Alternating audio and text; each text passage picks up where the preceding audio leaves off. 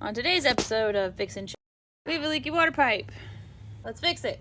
That is the part there that is leaking, so we're gonna have to cut that back and replace it. Make sure your water is off before you do this part. It's leaking in the coupling, so the actual pipe is not broken. I'm just giving me enough room to work.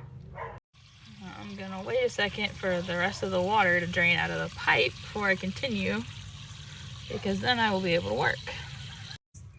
All right, now that that's done draining, we're gonna cut this other side so that way we can have some room to work.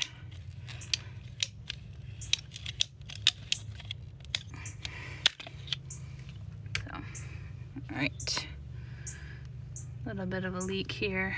It was leaking in the coupling. I guess it just didn't seal properly and it got cold and busted through the glue, but we're gonna fix it. I like to wipe off my ends just to make sure the PVC sticks really well.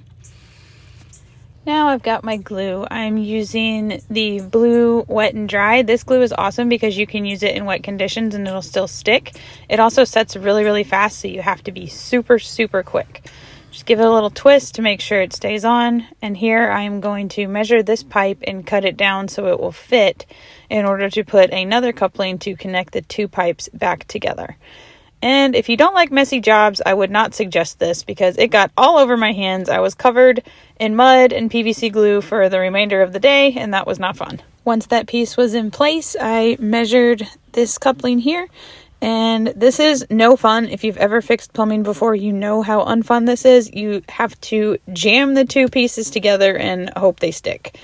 And this is when I got messier with the glue. So here we are, just praying, hoping that they are going to go together. A little force here, and we just popped them back on and we were able to get it. I just turned the water back on after I let it set for about 20 minutes, and I don't see any leaks, so I think we're good.